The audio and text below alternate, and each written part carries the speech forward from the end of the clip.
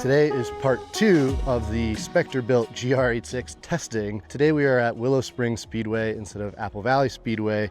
We ran into some hot boy problems as well as some electrical problems in the 86 at Apple Valley. It drove fantastic. Spectre did an awesome job adding all the cool parts we added, but when you're adding a bunch of new parts to these newer cars, the computer systems don't always love it. And we added boost with Vortec, a bunch of goodies from Radium, basically the full FDF catalog, BC Racing coilovers, a ton of fueling components, exhaust, Comp 1 clutch, and all the tuning that Zach did from Counterspace Garage. All of it absolutely flawless, makes the car drive fantastic.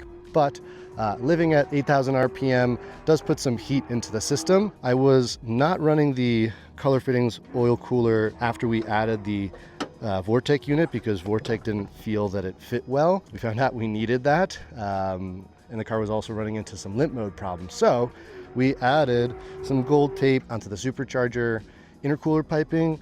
We added back the oil cooler setup here, at least most of it from color fittings. The oil cooler that they're using right now from Setrab is absolutely beautiful, but a little bit too tall to fit with the Vortec unit. So you can kind of just barely see this other oil cooler we added. It's actually ironically out of a Ford Explorer. Kind of funny that Ford is saving my ass right now, but so far it seems to fit really nice and flow well. So we also added a little bit of gold tape onto the backside of the ECU. Two of the theories I have for why the car was in limp mode was the ECU getting a little too hot or too many electrical issues that the computer was seeing, basically forcing the car to go into a limp mode. Ford had a system like that in the Mustang where it would shut down the electrical power steering to force you to bring it into a dealer, have the ECM and BCM codes remedied or fixed whatever's going on with the car. I think maybe that's what's happening here with Toyota and Subaru. We don't know, but these cars come with EyeSight standard now, which is actually a Subaru product, which has these two little cameras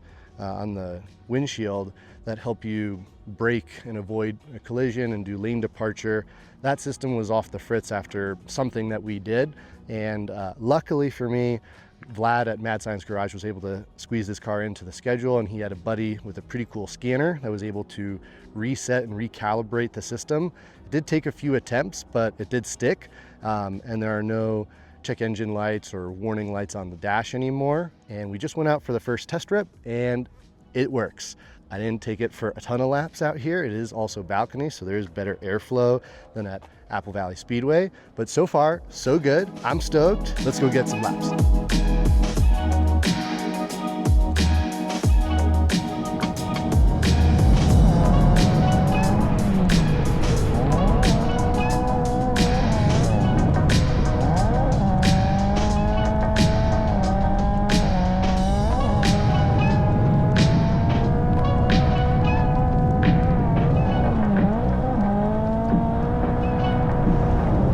All right, so the car is actually doing fantastic so far. I've been trying to torture test it with heat and just kind of romping on it. I'm still getting, I think, a little bit of a fuel cut, maybe just on the big turns. I'm getting a little bit of fuel starve. We added a little trap door to the fuel tank to try to prevent that, but it seems to only be happening in one direction on a big turn after a lot of throttle.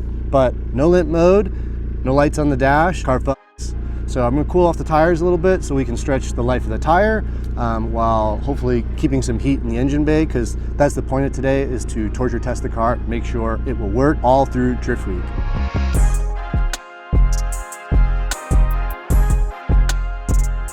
I gotta say, by the way, I'm pretty impressed with these Valino Ebisu 360 treadwear tires. I got these as a test set to see if I would do Ultimate Drift Challenge, which you need to run tire treadwear similar to this. And I mean, I've been pretty romping on this car, and there's still tread left. I was not able to run those on the Mustang because too heavy and too much power doesn't seem to do well with these tires. They kind of blow up. But this car weighs 2,800 pounds roughly, maybe 3,000 pounds with me in it. and still only makes around 300 wheel horsepower. I'm happy I gave them another try. I knew that they were better for lighter, lower power cars, and I'm stoked they're working on the 86. I did order all 08Cs for DriftWeek because I know that's my tried and true tire, but for the future now, I know that these Ebisus are totally enough grip and will last a ton of time, even on a higher horsepower 86 like this. Enough cooling off the tires, enough talking, let's get back to driving.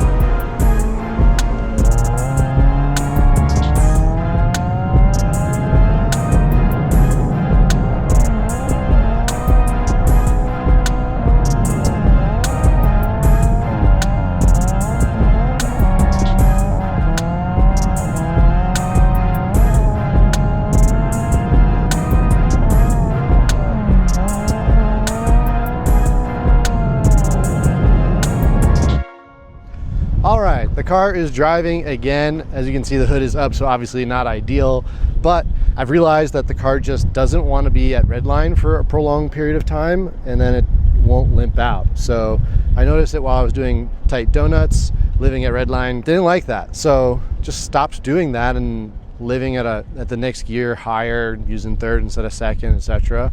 And it seems to be tolerating that fine. I'm just lifting a little bit, avoiding fuel slosh. You know that it's not exactly my driving style. I like to be matted and full throttle the whole time, especially such an underpowered car really enjoys that and drives better that way. So a little bit of a bummer, but we're sending logs back and forth with Zach and trying to find exactly what's the issue. He seems to think that it is a wheel speed sensor issue, something with like the traction control system essentially is just getting upset, which makes sense. These computers in these cars are very sensitive. So we're seeing what we can do. We took another log, sent it back to him with some different parameters so he can help us pinpoint a little bit more specifically what we need to fix. But while we were doing that, he noticed a boost leak. I had planned to run an electronic dash display gauge that had like multiple values on it, but we realized that it's not a great idea actually to run multiple OBD2 connector devices at the same time. I don't think that's the issue anymore. I don't want to reintroduce another variable to potentially make this car less reliable and not ultimately have fun on DriftWeek. We're gonna find that boost leak, try to ameliorate that issue. Hopefully Zach will have some more information or a new log for us and we can keep on cracking. We found the boost leak. Not too bad, pretty stoked actually. It's this big pipe and not the little vacuum reference line that I thought it was, because that's kind of jammed in there. Get this guy back on, check our emails and see if we have any new data logs, get back out there.